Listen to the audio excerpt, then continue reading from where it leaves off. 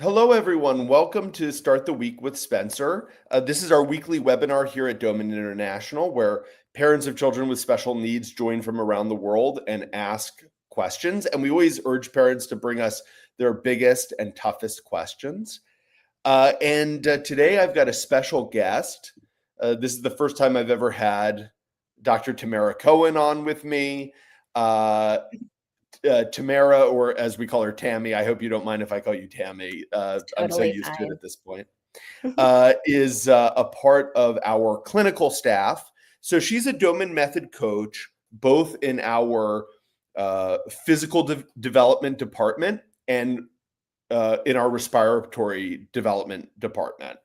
And so she's spending her day-to-days teaching families with children mainly with physical challenges. So these might be children who are unable to walk or run, or who have hypotonia or tightness or rigidity. So she's working with those families on physical development with their children, but also with respiration and with the Doman oxygenation programs, which is a part of the program we'll talk about today, but we use it with the vast majority of children on our program.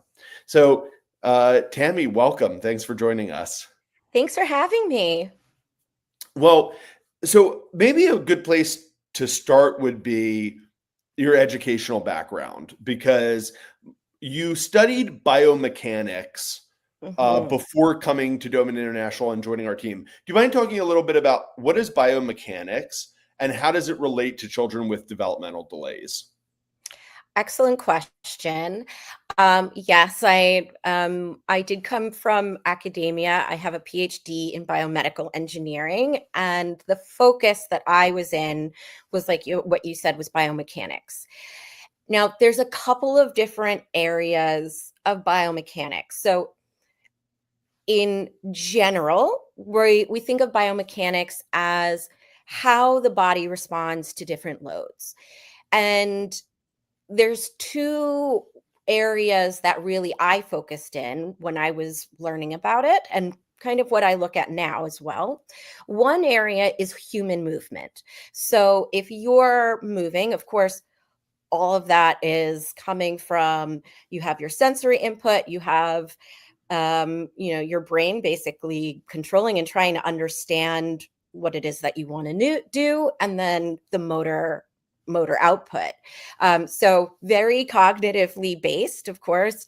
And when I was in research and in school, I worked in a motion analysis lab looking at kids and adults with normal development as well as neuromuscular deformities and syndromes and things like that. So kids who might have been diagnosed with cerebral palsy or arthrogryposis, or my background specifically, I looked a lot at clubfoot.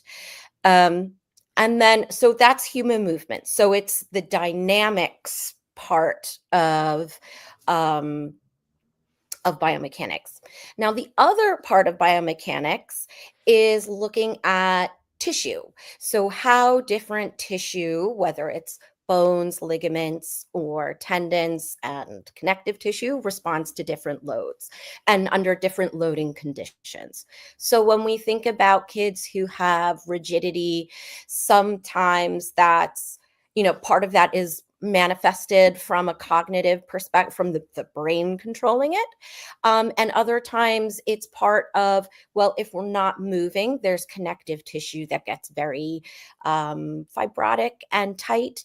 And from a physical perspective and biomechanics and tissue mechanics perspective, it's very, very stiff. So if you think of things like a rubber band and you stretch it apart and you stretch it out slowly, it can elongate without tearing or anything like that. But if you have a rubber band and you pull it really fast, that's likely going to be a rupture. Same thing when you're thinking about bones. It's very similar to when we think about other types of materials. Well, I look at the body from both aspects. We have materials, and then we have a control system in there as well. And when you first started studying biomechanics, did you know you wanted to work with children with brain injury and special needs, or did that happen by accident? You know, I so my initially I started off with mechanical engineering, and I knew fairly early on. I actually had seen a documentary about a boy who unfortunately had lost his arms because of war and being a casualty of war, and he was getting prosthetics. And I was like, oh, I'm going to do that. I wanted to apply that knowledge and apply that engineering concepts and things like that to the body and help people. So I think I've always felt like I really wanted to use my what I knew and what I was learning to help improve quality of life of people. Um, and when I started working in the motion analysis lab, when I went to grad school, I I knew pretty much from the get-go that what I really valued the time that I would spend with patients and really kind of figuring out how to help it, make an impact in their lives. So it's pretty. I think I pretty much early on knew. It was just a journey to get here. Mm-hmm. Yeah.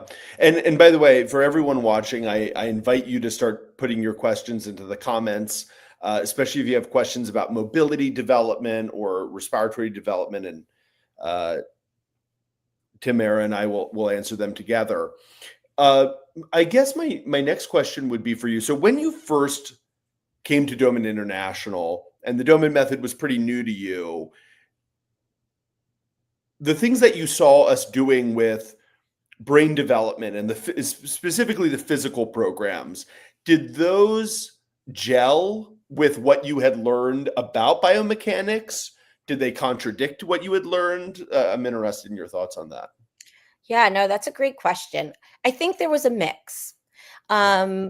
You know, coming from academia where I was and I'd worked in a hospital, a lot of times when you're in a hospital and working with orthopedic surgeons they have a tendency, not everybody, but have a tendency to be um, you know, as good intentioned as they are, that's their specialty. So when they see something that they want to fix, it's going to be surgery. So I had seen a lot more of that. Um, you know, erring on the side of let's start conservatively, and then if we need to do something um, more severe or more involving surgery, things like that, then there you would go. I think the biggest difference, though, is that because sometimes medicine and things like that can be siloed in a way. So you have your surgeon, you have your internal medicine, you have your um, physical therapist, you have your um, general practitioner. They're not always speaking with one another. And it's not that they can't. It's just it tends to be a little bit more rare. And so when I came to Doman, that was actually one of the things I really admired and really liked about the program because, we're a very complex system as humans, as animals, right? And you do something to one part of your system and another part of the system is also going to react. And so addressing a person going by whether it's one symptom or something like that, we can't always tell the whole picture just by being zoomed into one thing. And so I think on one hand, that was kind of one thing that I had seen so much of, which is kind of that somewhat narrow view of let's fix the symptom. So, for example, using AFOs or having surgeries when you have an imbalance in how you're, whether it's you're walking and you have a imbalance in how strong different muscles opposing each other are working. Sometimes they would do surgery, right? And that is definitely not something that Doman is. It's definitely, if it was something that had to be done, it's definitely on the very, very, very last list, end of the list. And I think seeing how our physical program and different ways of stimulation and using our reflexes and using other methodologies that, we are kind of becoming more accepted and less, um, I don't like to use the word fringe, but definitely things that are becoming a lot more accepted, where it is a little bit more, not just using a medication and not just using surgery. Um, it's helped me to really see how we can get from someone who is immobile, not because of a spinal cord injury, but because there's nerves that are just not communicating well, or they're not stimulated enough, or they're need so much more stimulation because their thresholds are higher. Um, and seeing that that's an actual possibility, as opposed to, well, this child can't walk, so let's put them in an AFO, or there's reasons to do. I think what it is I can see where the difference is. One is a very fast um, Band-Aid, Mhm. and everybody makes their choices based on their lives and the things that are going on with their life. And then there's what we do at Doman, which is, we know this can take some time, but it's not just a Band-Aid. It's, what is the actual problem?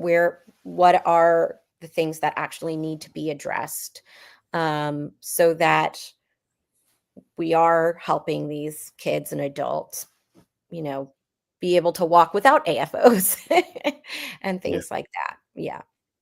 Yeah, and I agree with you that I think many of the concepts in the Doman method, or many of the foundational concepts, let's call it, that may have been very controversial in the past, I think are much less so today. I recently, a few weeks ago, I spoke to a group of maybe 60 professionals in Croatia, and they listened to me. They were a great audience, and then at the end of the hour, I spoke for about an hour and a half, so I gave them plenty of information that they could disagree with.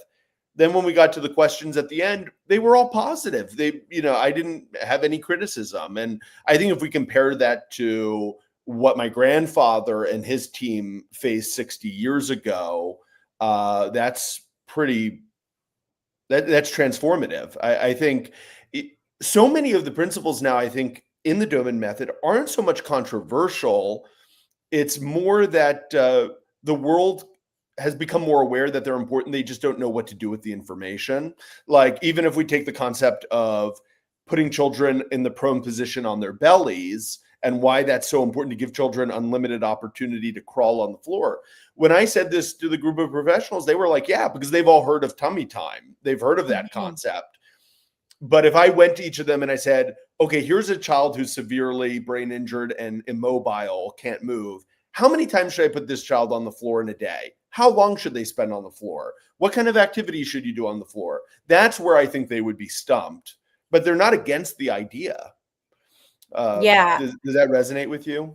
it totally does. And, I think, and, you may add to this or think differently, but I think, to some degree, of course, tummy time with toddler, with you know younger than one, or even if they're just a little bit delayed, with our kids, that makes sense. That's something that they've been taught. That's a normal part of the development. But I think, when you have older kids who aren't mobile, that it's, where you have rigidity and they've never really moved. And I think that becomes the question of, maybe some of that question is, well, why are we doing that? How is that going to help? Not my thought about it, but, maybe others is they're not babies anymore, right? So they're not like the purpose of being on the tummy. I mean, there's so many different reasons from, structural and breathing and developing all that and getting all that tactile sensation and um, building up their vision so that they're more curious, so that they're going to start moving some more. But you have these children who they've never seen them be able to move. And so I wonder if sometimes it's, well, why would you do this if there's not, what would the purpose be? Because they may never have seen another child like that actually start moving again. Or not again, but start moving and moving more. Um, so I kind of wonder if that's kind of, one aspect of it, at least. Mhm. Well, what I'd like to do now is, and by the way, I see we've started to get questions on Instagram. Parents, whether you're joining us right now on Facebook, Instagram, or YouTube, you can type your questions in and we'll get to them in order. Before we get to the questions, I would love to just show you a couple of videos and get your thoughts and feedback on them. Okay, so I'm going to share, these are videos on the Doman International Instagram page. And I'm going to start with a video of a girl on our program, Mila, doing cross-pattern activities. So I'll show this video, Tammy, and then I'll get your thoughts about it on the other side. Sure. I'll turn on the volume.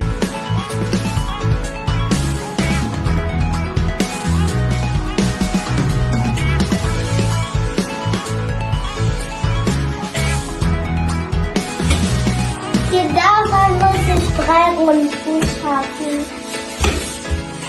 Saying I have to do this 3 times as part of her program activity. Doing creeping on the hands and knees.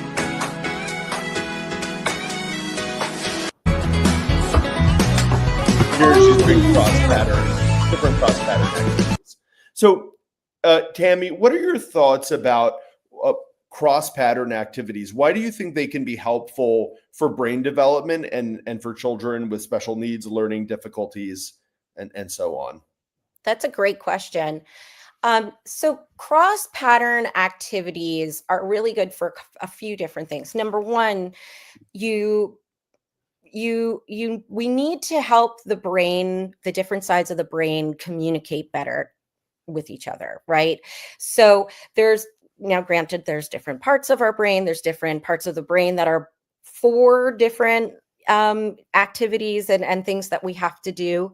And there's a region of the brain that helps to coordinate and helps to figure out how you're going to do the activities with different parts of your body in an organized way. And of course, that coordination can be really difficult for some of our kids, for some of our adults, for many of us.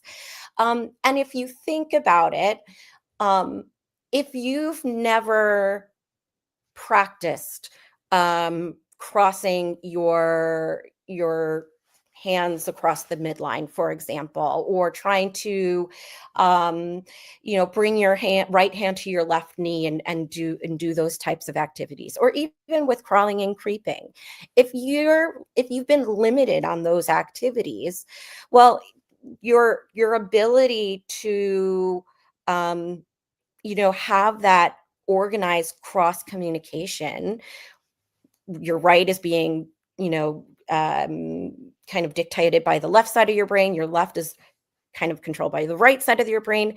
If they're not communicating very well, then your movements and the things that you need to use that are going to help with coordination, so things like language and things like you're learning something and you want to be able to, express it or put it out in a motor sort of way.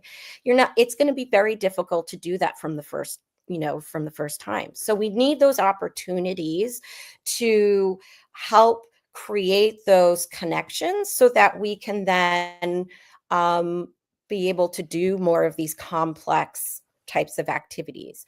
The other thing too, not just the cross pattern, that she was doing,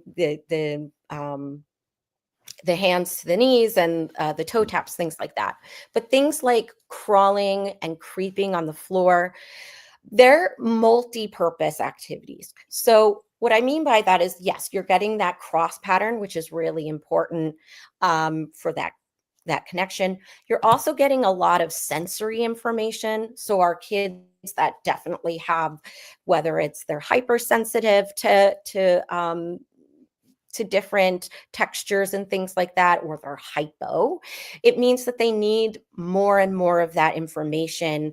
And they're going to get that on their hands and their arms, their knees, their feet, things like that, so that they can whether build their ability to sense things, which is really important from a vital perspective, and as well as desensitizing their limbs, their body, so that they're not, number one, constantly stimming, but also at the same time being very distracted by constant stimulation that they would be getting, that they're hypersensitive to. And then the third thing is, the more they're moving, the more respiratory, the more breathing they're doing. And the more our heart rate, more breathing we're doing, the more deep our breathing is, the stronger our respiratory system is. And the stronger our respiratory system is, the healthier we'll be, the more oxygen we get into our brain, the more we can do difficult things, the more we can speak, have more language. So it's really quite an important part of the program. Well, you mentioned breathing, so this kind of brings me to the next video. We're going to go back to Mila's video, and I'd just love for you to talk us through this video a little bit. I've turned down the volume so you can even talk as we're watching it if you'd like. Sure. So this is Mila doing the Doman Method oxygenation program. Could you just, you can see she wrote here, I wear a special mask while dad prepares math. So this kind of shows the different modalities of the Doman Method. She's doing a respiratory program, and at the same time, she's doing a cognitive program. We can wait to talk about the cognitive program, but can you talk a little bit about what we're seeing here with Mila? What is happening with this oxygenation program? Why is it helpful for brain development? Yeah, so this is our breathing enhancement program, and oxygenation in general is going to be really important because oxygen is one of the main fuels that's going to help for neurological function and brain growth. And the way in which this works is, we are trying to stimulate the body, stimulate a reflex, so that when you've reached that reflex, you can get more oxygen into your brain. Now, that reflex is basically the blood vessels opening up, and the oxygen that is in your blood that's being transported is released into your brain and your other organs. And so we use a very simple, in a way, mechanism. It's using carbon dioxide. So the air that the breath that we expel has more carbon dioxide in it. And carbon dioxide is what's called a vasodilator, which means that our blood vessels open. Oxygen, on the other hand, is technically a vasoconstrictor, so that even though we need our oxygen to live, if all we had was ever oxygen, our blood vessels would get smaller and smaller and be more constricted. So we want to stimulate our body's response, so that we can get more oxygen into our brain. And this is basically up to maybe a minute long process. And then you've got 5 minutes after that where you're breathing faster and deeper, and your heart rate's been elevated, which means that your blood is being circulated much faster. And again, that carbon dioxide is doing the job of getting all of the oxygen that you have going through your system in the blood vessels, getting it into the brain and into your tissues where you need it to be able to do things like math, like reading, like speaking, and all these other things that we want to be able to do. Yeah, and I want to underline something that you said, which is very important there. It's a common question we get from parents where they say, "Oh, you have an oxygenation program. That means you're just giving a child pure oxygen." And as you said, the problem is if you inhale pure oxygen, it's a vasoconstrictor, right? It constricts the blood vessels. So that means less blood and oxygen is traveling, right? Uh, Right. It's going to be in your blood, but it's not going to be emptying out into the places you need it. Right, right. As opposed to carbon dioxide, which helps the blood move faster, carry more oxygen to the brain. Yeah. Yes, So exactly. sometimes there are certain things in physiology that what seems like common sense, like inhale oxygen, doesn't actually work the way we would want it to. Yeah. And what's interesting about, if let's say you're giving somebody 100% oxygen, there's yes, you're going to have a mask over your face, but it's not completely sealed when you're in the hospital.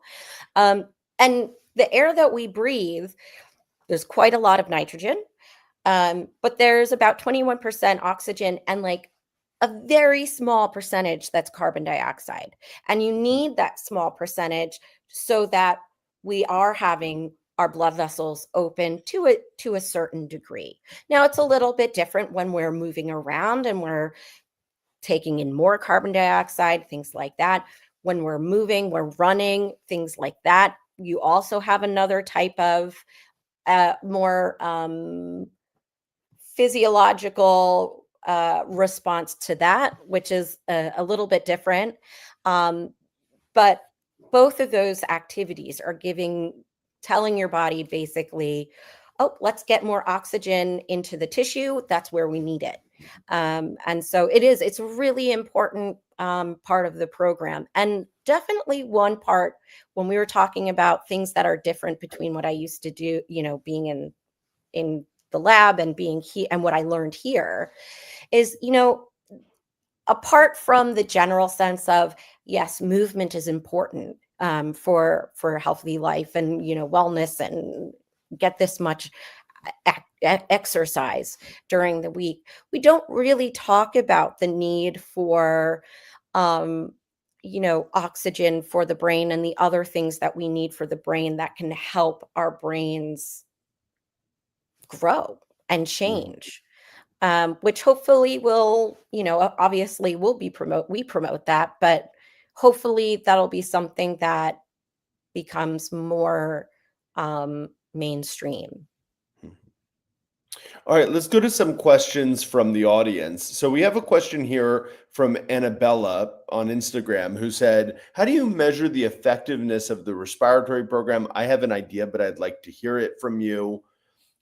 Tammy, just to give you a little bit of background here, Annabella's daughter Vanessa is on the program and is doing several of the oxygenation programs.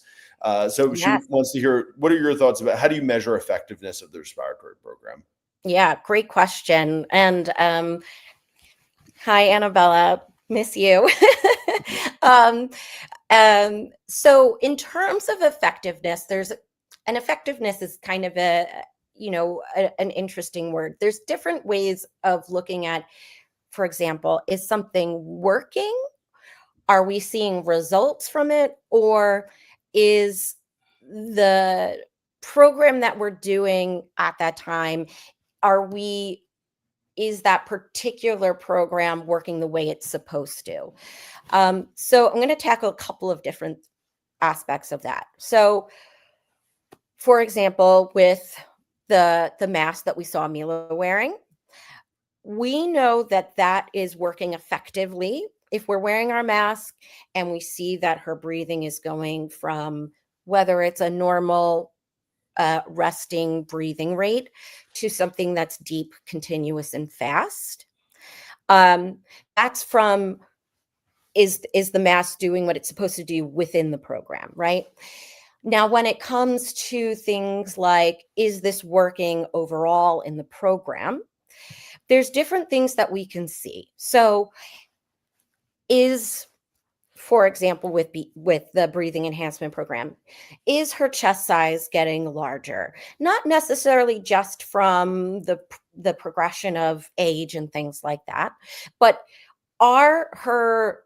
is her respiratory system working the way that it should? So are we having less illnesses? Because when we have a healthier respiratory system, we can get rid of things that are clogging up our respiratory system, our germs and things like that. And when we're able to remove that gunk, illnesses either are easier to it's easier to keep from getting sick, or at least the duration of our illnesses are much shorter. The other thing you're looking at is, like when I was saying chest size, are we breathing in a more continuous, more rhythmic way? So things like using, for example, our sensory training respiratory program.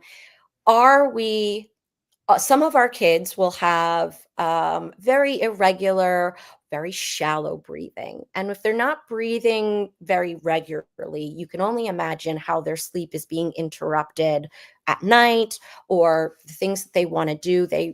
Even just the coordination of being able to breathe and talk, breathe and eat, all of that can be really difficult to manage if our breathing isn't actually coordinated.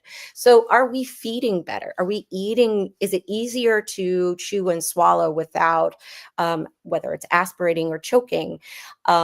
Because when our breathing is more coordinated and more regular, we're able to then coordinate it with the other things that we're trying to do in our system, in our daily lives. And then the other thing, overall is, well, let's look at our developmental profile. Are there things that, over time, like with language or things with the mobility, are our kids building up their ability to run, run, or even creep or crawl in longer distances? Is their understanding going up? So there's definitely different ways of looking at the effectiveness of the respiratory program. And hopefully I answered that question specifically and broadly enough that it encompassed what you were asking. Yeah, no, I think you did a great job with it, Tammy. I think, just to add my own 2 cents, Annabella, it really does depend on the child, because, for example, if there's one child who has maybe cognitive and speech development problems, and you said to me, why are you doing the oxygenation program with that child? I might say, oh, it's for speech development, because breathing and speech breathing is fundamental to speech, and maybe that child has focus and concentration issues, and if we improve oxygenation, it'll improve them with focus and learning, right? So for that child, it might be more there for focus, concentration, learning, and speech. Another child, maybe a child with cerebral palsy who has profound rigidity, I might say, oh, we're really doing oxygenation with this child, number one, because we want to help the child become more loose, reduce the rigidity in the muscles, but also because this child, sometimes children who are immobile or chronically ill, Tamara made a comment about this, of it getting them to breathe deeply helps clear the lungs. That can be very important for improving breathing and health. So it really depends on the child. But one of the reasons why we do the respiratory program with the vast majority of children on the program is because it has a wide variety of results. with different kinds of developmental challenges. Tamara, we've gotten actually two different And questions. can I One just on piggyback on that? I know we have Yeah. if we have other questions, I just want to piggyback on what you just said. When you have kids that are pretty immobile, just think about how much our respiration really develops as we become more mobile. So these are kids that aren't really getting that type of stimulation. And so when that's the case, we do want them to be breathing more. We do want them to, have these nutrients, these fuel for their brain. And to do that, if we need to be able to stimulate their breathing. And if they're not moving that much, then their breathing is going to stay more at rest or at a slower rate. I mean, things do progressively get a little bit, not faster. Generally, if we're getting bigger, our space is a little bit bigger, but really not having any movement limits that progression in our ability to breathe and breathe deeply, and grow the respiratory system. So it's a really important one, not just for our, of course, for all of our, most of our kids, but especially with kids that are immobile. This is kind of one of the only ways they're getting that breathing stimulation. Yeah, and my always early morning left a nice comment on YouTube who said, I heard about many breakthrough of kids who started the respiratory program after doing the full Doman program for some time. One kid I know started to crawl in a week after starting the masks, meaning the breathing enhancement program. Yeah, exactly right. Okay, we have two questions about hyperbaric oxygen. So Tamara, what are your thoughts about hyperbaric oxygen? I can also share thoughts as well. Yeah.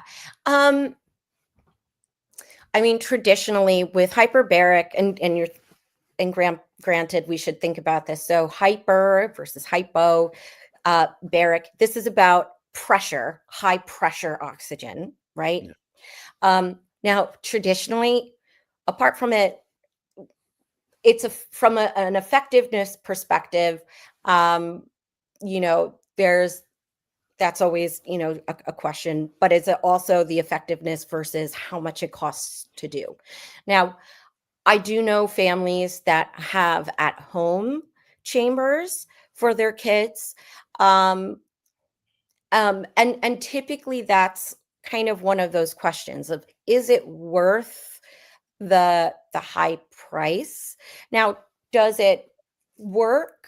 Spence, I'm going to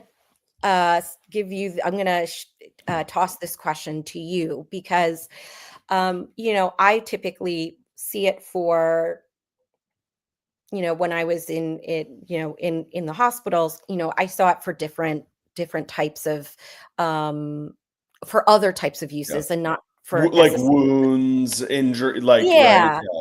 For injury healing and things like injury that. healing. Yeah. I mean, hyperbaric oxygen. We've known about hyperbaric oxygen for over 20 years, and we've had some of the brightest and best hyperbaric oxygen practitioners come and teach us and speak to us about the program. And in the end, the reason why we don't utilize it, Tamara, it was really to a point that you mentioned, which is when we compare it to the oxygenation programs we use, it is more expensive, and basically the results don't warrant the time, effort, and resources that parents have to give when they could do other oxygenation programs at home. Right now at Doman International, we have 4 different oxygenation programs in use, and we have a 5th one that we're piloting right now.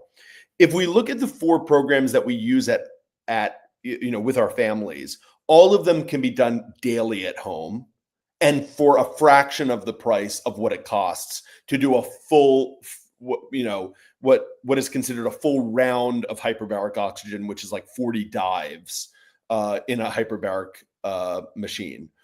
So when we compare that, okay, these are programs we can do every day at home for a fraction of the price, in our opinion, with comparable or better results.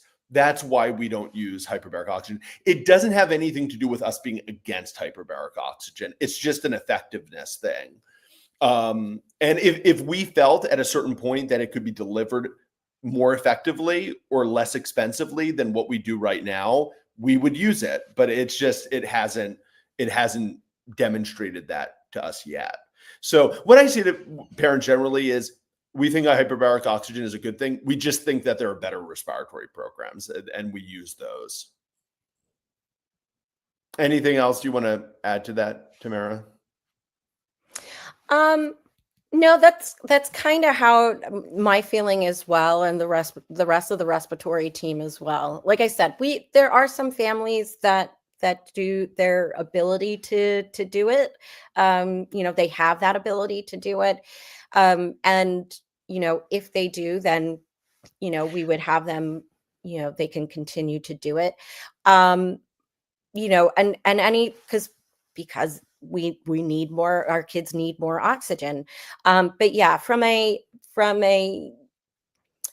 cost benefit, from a what we currently have versus what we would look at in the future, for right now, I think I agree with you.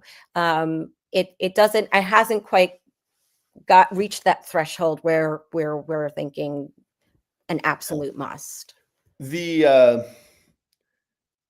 Yeah, and I do want to say, again, not taking anything away from hyperbaric oxygen, like you mentioned, for wound care, helping people who have wounds recover, hyperbaric oxygen, I think, is one of the best known treatments out there. So I'm not attacking it at all. I'm just saying, for people with neurological issues, there are other programs that we feel are preferable. Annabella is commenting, although it depends on the case, in our case, everything they explained are the results we have seen, meaning I think she means what we've been discussing with the respiratory programs are the results that she's seen. Wow, thank you. In fact, one of our major achievements is reducing epilepsy. Yeah, that's great, Annabella. Yeah, and I'm glad Annabelle said that, because... Yeah, go ahead.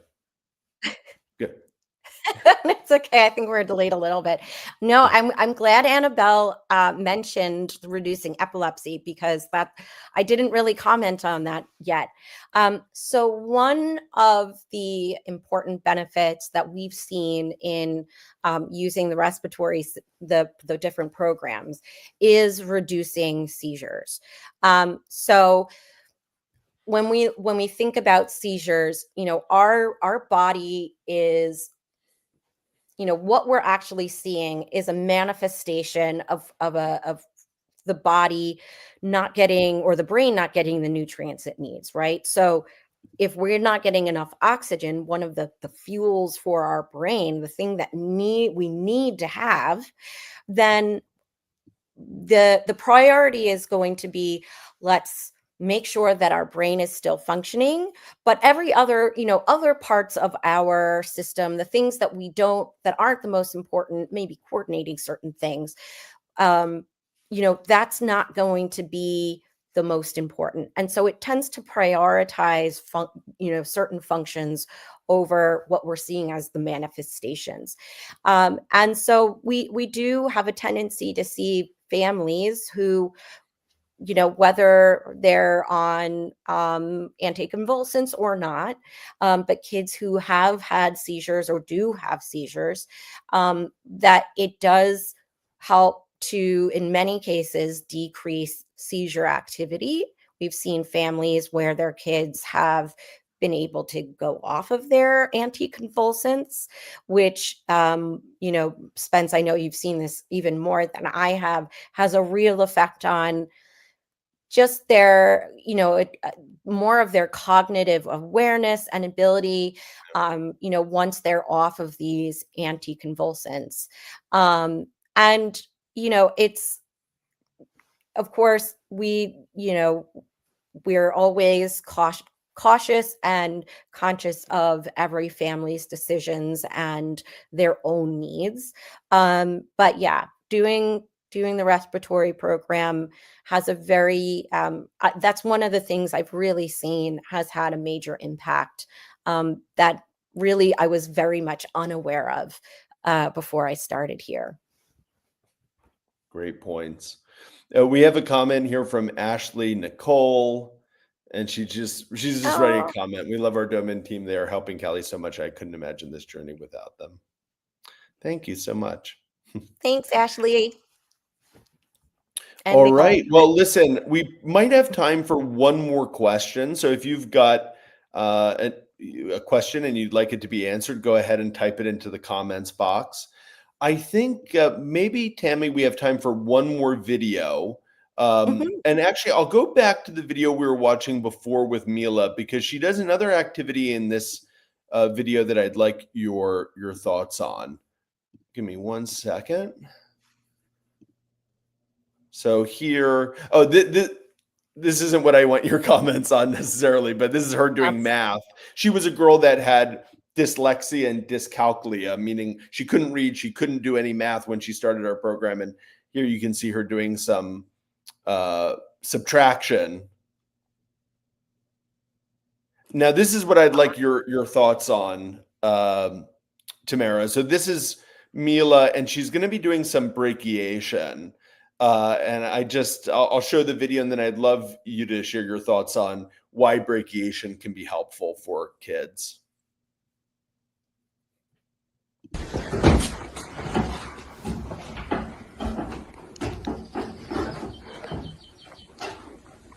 and she's so good at it. Yeah, she's really good. If So only can I had you started talk a doing little bit that when about I was that? little. Yeah. Um, so as Spencer said, Mila's doing brachiation or monkey bars, if that's what you grew up with. And there's a number of reasons why we will have our kids do that. One thing, which may not be as obvious, is when we're opening up our arms, when we're bringing our arms up and stretching that area, we're actually opening up our chest.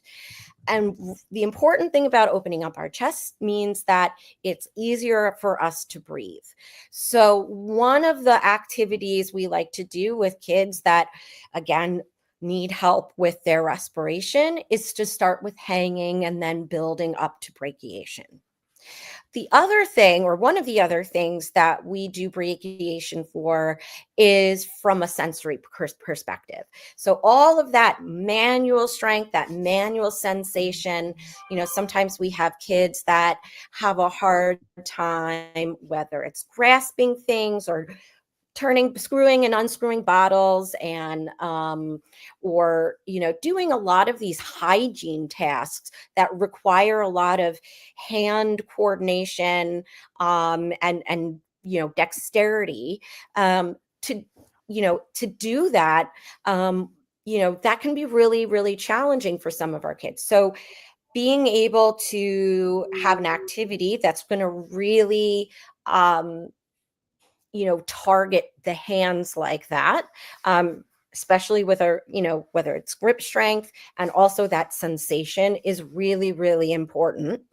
As well as, learning how to coordinate and doing all the momentum, learning to use your swing and momentum and coordination. That's, another cognitive task, working on coordination in our motor cortex as well. But then the other thing is actually more visual. So when we're brachiating, we have to look and see where the next dowel is for our hands to get there. And if you have an issue with, or your child has an issue with convergence, so being able to see depth, processing the images, the different images your eyes are giving you, so that you can see how far something is, or see if it's got, whether it's depth to it, height to it, all in those 3 dimensions. We really need to work on that. And brachiation is another way to do that. So as Mila is going from rung to rung, we're stimulating her vision and her brain to process these images in a way that she can build upon her depth perception. Great, thank you. Well, I'm going to just quickly answer another question we got on Instagram. This is from the parents of Hannah, who say, we have just done with our Hannah the first week of training, meaning the Doman Method training. She's doing 2 masks a day for 10 seconds. When is it expected that she starts breathing faster and deeper? So, like with every family, when they come for an appointment with Doman International, we build up the child very gradually on the frequency of the breathing enhancement program and also the duration. So the number of times we kind of slowly increase from day to day, and then also the length of the sessions. So in your case, because you've just started and you're doing 2 sessions in a day, my honest feedback would be, I wouldn't necessarily expect to see an obvious change in the child's results at that frequency. You might see during the sessions themselves, Hannah breathing more deeply, and that's good. But the real goal in these first weeks of starting the Doman Method is actually building up to the program, right? Building up to the full program and doing it in a gradual and safe way.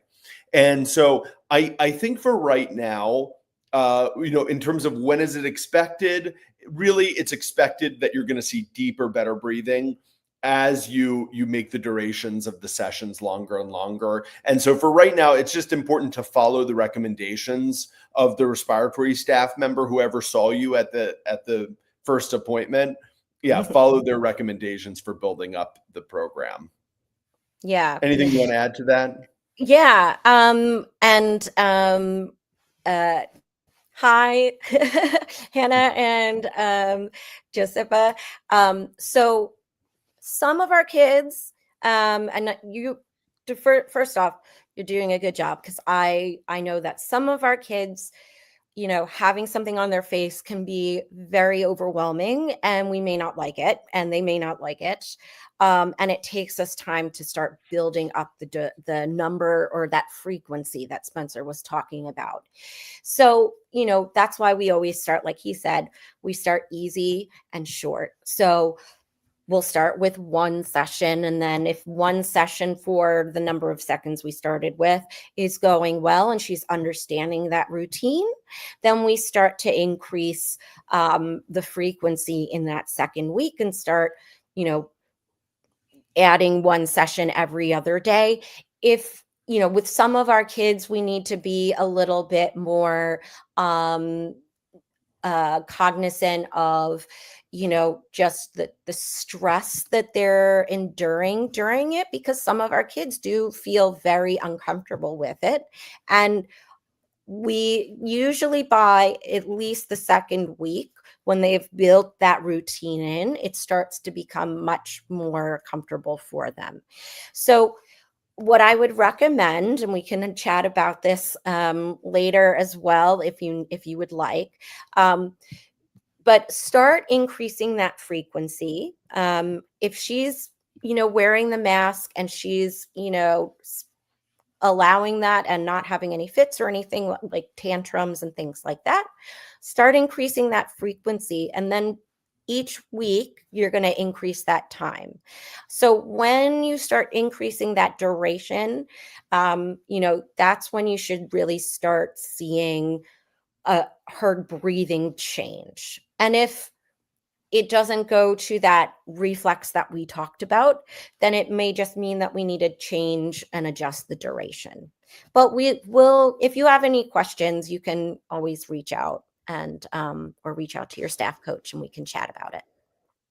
Yeah, and we have another question from Lynn, hopefully I'm saying your name correctly, asking, are the masks, meaning the breathing enhancement program, always a part of the Doman Method for every child?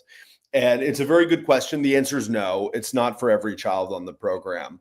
There are certain children who are not candidates for the program because they have certain physiological conditions that are contraindications to doing the program. So some children have heart conditions, for example, or lung conditions that might make the program unsafe. And I say might make it unsafe because we're very conservative in this regard, and our doctors are very conservative, and so we just never, of course, will ever do something with a child if it could potentially be harmful. So for certain children, they're just not candidates. That's why every child who joins our program has to be seen by a physician at their first appointment to approve the program. And the physicians, our direct medical directors decide, can this child do the program? And then, but I will also say, this is something that is, even for children that are approved by the medical director, we always teach the parents why we recommend this program. But in the end, everything is up to parents, right? And so we teach the parents what to do and how to do it. But parents need to agree as well. They have to say, well, this is something that we feel is a priority for our child. So we work with our families and really design a program that's both best for the child and parents are confident with. Good question. All right. Well, we're gonna end off with a last question with Tamara, which I like to ask members of the Doman team, which is, tell us about one child with special needs who changed your life or your outlook on your life. But before I ask her that question, I'm going to make a couple of quick announcements. So Doman International has some pretty big trips coming up. We are headed to India. So we have a team seeing families in India starting next week in Bangalore and in New Delhi. We're going to be seeing families in Dubai. This is the first time we've ever had Dubai appointments, which is very exciting. In December, we're coming to California. We'll be seeing families in Santa Barbara. At the end of January, we have appointments at our European Center in Pisa, Italy. So families from around Europe and the Middle East will be coming to see us there. In February, we have appointments in Australia and New Zealand. And then in March in Serbia and Croatia. So we've got a lot of appointments coming up. If you're interested in seeing us in any of those locations or at our headquarters here in Philadelphia, in the United States, feel free to reach out. Colleen, anything you want to add to that announcement? Just that, yeah, the sooner, if you're considering it at all, or if you're just looking for more information, please do get in touch. Don't be shy about it. There's never any obligation, but we are looking at dates filling up as we get closer to them. And I think that next year is going to be very busy. So I don't want to have to turn anybody away or put them on a waiting list just for want of a conversation. Colleen, when are the next appointments in Philadelphia? When are the next available appointment slots? December. I believe we have one space left for December 1st, and then I think we're looking at December 15th. Okay. Yeah. Got it. Okay, perfect. All right. And I didn't mention this. We do have remote online appointments available via video conferencing. So if you're not able to travel to one of our locations, we can do that as well. Those also fill up as well, though. So I think everybody should realize that, just because you're not coming to see us in person doesn't mean that it's just an unlimited rolling sort of thing. So please be in touch. Yeah, exactly right. Okay, Tamara, we're going to end off with you. So tell us about one child with special needs that either changed your life or changed your outlook on things. Yeah. So thankfully you warned me because there's so many kids. And I'm going to give a couple of different answers. This is very much my style, because there's so many, especially, seeing kids at Doman where we get to see them so often and then they come back, and I've been part of the team now for, at least long enough now that we're coming up on 2 years. It's crazy. Wow. I know. I can't believe that. I would have said a year. So yeah, I guess time moves fast. Yeah. So in terms of Doman kids, I really like I have such a just a love for and granted I love all of them. So Oakley Grant is one child who, and he's it's not even just him, because he is a very determined young boy who is, when he first, he still has a lot of work to do, but he's been doing so much. And he was quite immobile, quite, very low on our Spence, you might know, because I think I only saw him after he had already done his first program. But he was, he was cortically blind when he started the yeah, program. You can see. Yeah. yeah. And now he is so much more animated and aware, and he's gotten so big, and he works so hard. And we tried him in a stander the other day in Italy, and it's like, this is a child who before this you know we would have who would have known.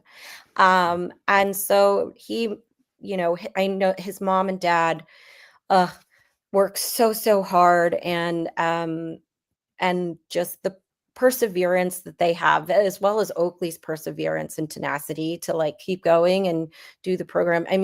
He used to be tube fed, and now he's off the tube. So Mm. I'm just so proud of him and what they're doing. Another kid, and I'll try to make this as short because I know everybody has lives and we have other things to do. Aries, Osmond, I believe is his last name. His Now I've met him one or two times, and the times that I've met him, I I know he's gone from, he's a kid that I think you wouldn't expect, just meeting him, just how it's hard to even put into words. I think the last time I saw him and talked with him, I was like practically tearing up because he's such a um, intelligent, emotionally aware uh, person with that. I think people take for granted how much our kids really do understand and want and need and want to express. And with dedication from him and from his mom, they have such wonderful they make such a wonderful team for communication and just what he expresses. And he still, it's there's always things that we want, and I know there are things that he wants, and we're still working towards them, but he is um just a wonderful spirit. And I feel like I wish more people could see that and really be able to appreciate it. The last thing I'm going to mention is this is technically pre-Doman, but it was something that was really impactful to me, and I think reflects a lot of what Doman does.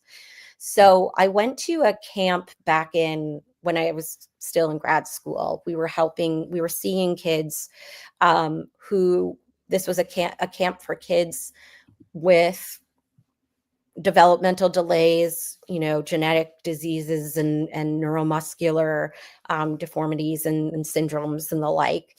And um, there was a whole mix of kids, a whole mix of everybody. And they were all just absolutely just the most positive, wonderful people that I could have ever met. And on one of the last days, they did a triathlon. Hmm. Um, and the the boy who had ended up winning the race, he went back and was helping some of the other kids to help them cross the finish line. And I think that's something else that we need to really remember is, of course, these kids can do anything because if they're given the chance, they're gonna do it.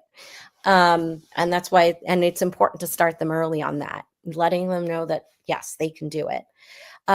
But these are just wonderful kids. Like, these are, the people that we want, you know, leading as opposed to following. So, yeah, they have so much. There's so much potential there, and I'm very honored to be able to help them, and not even just help them, for them to for me to be able to like just experience and be in their presence, because it's really wonderful. Well, thank you so much. Those are Okay, beautiful now thoughts. I'm done with I that. agree with FYI. everything you said. It's a joy. Thank All you. right. Yeah. Well, thank you so much for joining us, Tamara. For anyone who comes for appointments to Doman International, they'll meet Tamara along with the rest of our team. And Colleen, could you just end off by saying if people want to reach out, get more information about Doman International, where they can do that? Yes. So you can send us a direct message through Instagram or Facebook. I get those. You can also email me directly at info, I-N-F-O, at domaninternational.org. And my phone number, my WhatsApp number is country code 1-814-232-8668. All right, perfect. Well, thank you so much, Tamara. Thank you, Colleen. Everyone, Thank thanks for you. joining. We'll be back here next week. See you All Thanks for right. guys. having Bye-bye. me. Bye-bye. Bye.